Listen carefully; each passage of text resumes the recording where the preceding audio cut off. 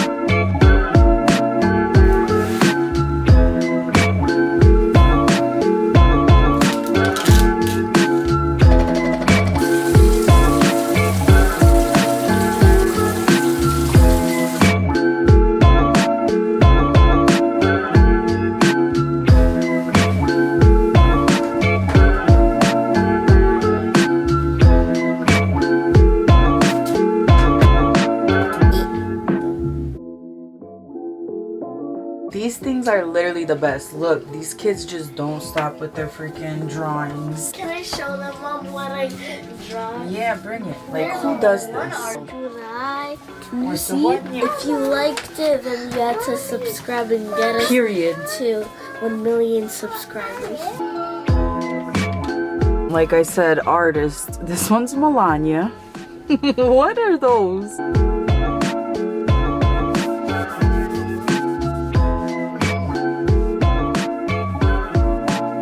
Okay, but tell me it doesn't look disgusting in there. Oh. Ugh.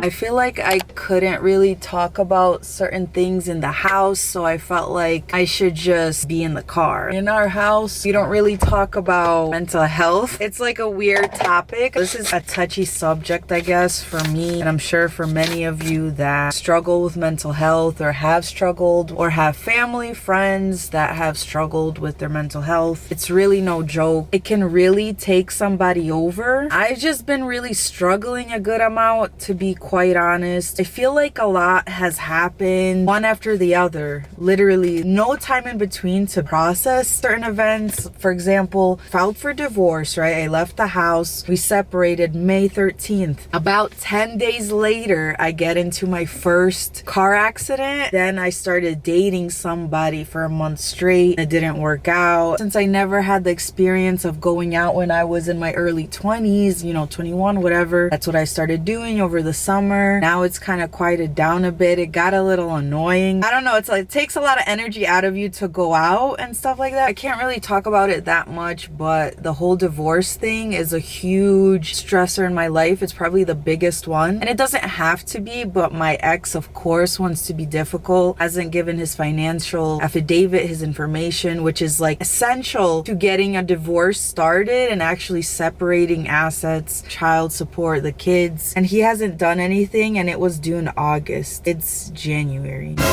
Like, you do the math, you know what I'm saying? I don't even want to get into how much my dad has paid already. I am gonna pay him back with the assets I get awarded at the end of the divorce. But it's just absolutely ridiculous. On Monday, we have court. It's basically gonna be like a trial because the judge used to be a criminal prosecutor, so he doesn't play games. I mean, it's very intense, and I got some issues with YouTube also. I can't put up certain content anymore. If you know, you know. Like Bougie on a Budget, if you didn't notice, that video was, oh my god, I was so sad. Yeah, I can't post about that stuff anymore. I can't risk my income to be just erased, disappeared. People are walking by like looking like, what is she doing?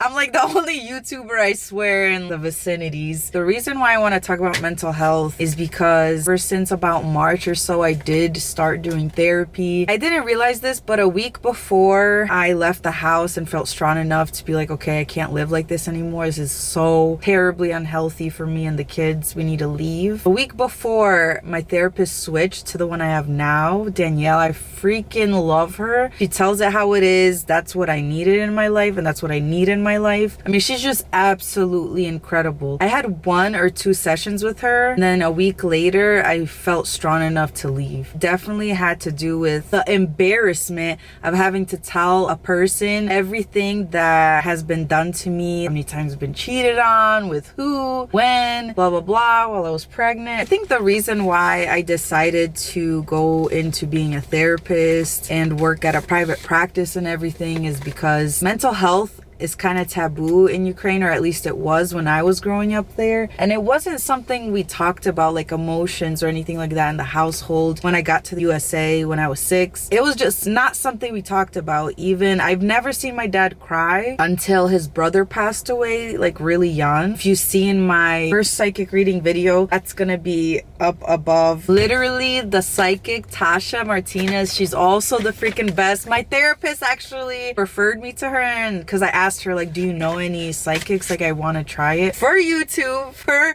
educational purposes, and like it turned out amazing. Yeah, I forgot what I was saying.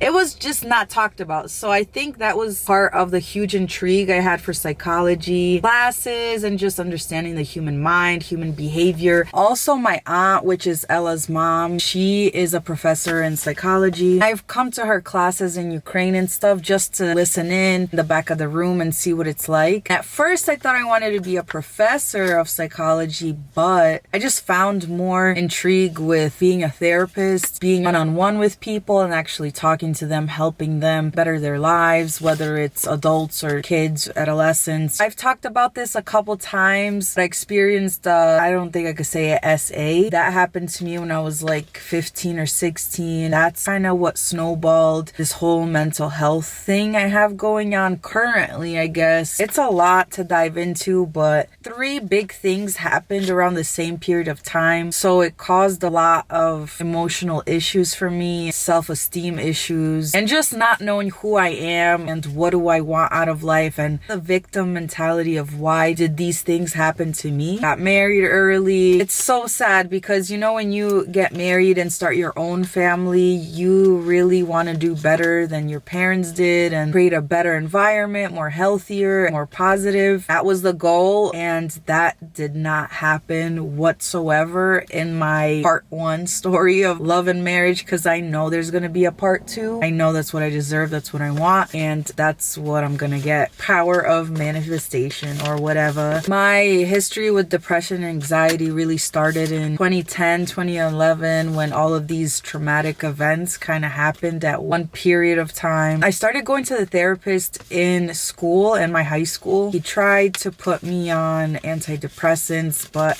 I was a minor at that point, so I had to get my parents' approval. My dad came in and he's like, nah. Cut.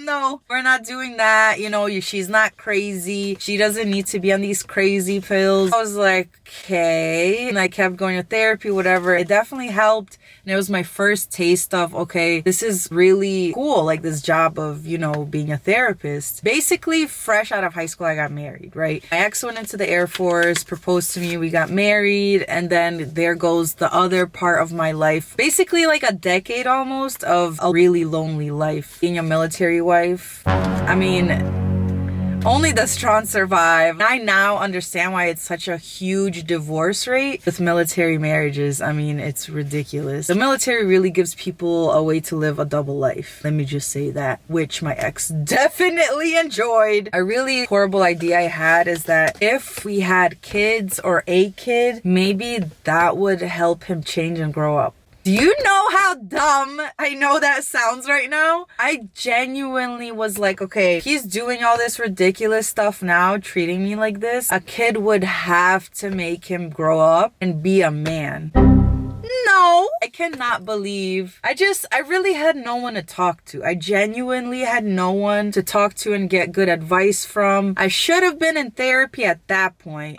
There were so many times I was this close to leaving him before we had a kid, but I feel like maybe it was just the lesson I needed to learn to get to where I am now. I feel like I'm much more mentally stronger now, just able to stand up for myself because everything that I've gone through with that man, woof, goddamn. I mean, it was no joke. Being married to someone that's emotionally the polar opposite of myself. I'm very emotionally open. I talk how I feel, what I need. When you're married, you love someone, you want them to know what's on your mind, what's in your heart, whatever. He was the polar opposite. For example, on my last birthday, he ignored me all day. He came back from the gym like super late. The kids were sleeping. Asked me what's wrong because I was crying on my birthday. My husband didn't talk to me all day. And then he started yelling at me about how his only true love or someone that truly loved him was the escort or whatever prostitute girl from Honduras that he had a whole year-long affair with, but also was having affairs on her with other girls. Tangled web we weave. He was weaving a whole mansion of a web. I don't know what this man was doing. He told me a lot of stuff. He really broke me down to pieces that day on my birthday. He just made me feel like I was worthless. It was very extreme. This is just a little speck of what was actually going on in our relationship. I just want to talk about for a second the importance of medicine and when you actually tried everything holistic and the vitamins, getting your walks every day, sunlight, meditation, and DBT, CBT work, all this stuff, and nothing seems to work. I was completely against medicine when I went into the field of psychology. My main focus was more humanistic psychology, naturally focused methods to make yourself feel better, to, you know, lessen your anxiety, lessen your depression, think positive, mantras. Something I've been using lately is I'm so lucky, everything just works out for me, and I don't know, we're gonna keep trying it. I'm just so grateful for the path I'm on now, for my therapist and my psychiatrist. Woo! Right now I'm on Lexapro and Vyvanse, and I tell you, it does absolute wonders. I truly don't know where I would be, how I would be mentally able to go through every day of the things I have to deal with if it wasn't for these medicines. I just feel like don't give up if you get the wrong medicine. If you have a question and you feel like you're possibly dealing with a certain mental disorder, ask your therapist, ask your doctor. Don't be afraid to ask for help and get a questionnaire. For example, I thought I had ADHD, which I currently got diagnosed with. I asked for the questionnaire. This lighting is everything. thing, I should have just filmed in here. When I got diagnosed with ADHD, the first medicine my psychiatrist put me on was Adderall. The first day I took it, I just shot up.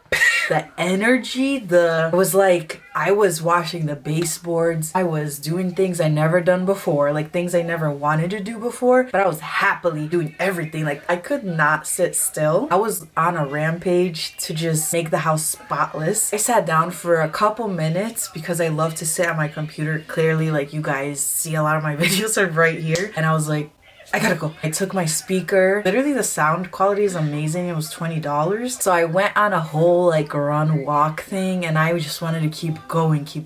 It was crazy. But then the next day it kind of leveled out. My heart just started beating a little too much out of my chest, making me more anxious. So then the Lexapro I took is supposed to help with anxiety, and the ADHD stuff is supposed to help me focus and stay on task and have like motivation, stuff like that. I just kept sweating.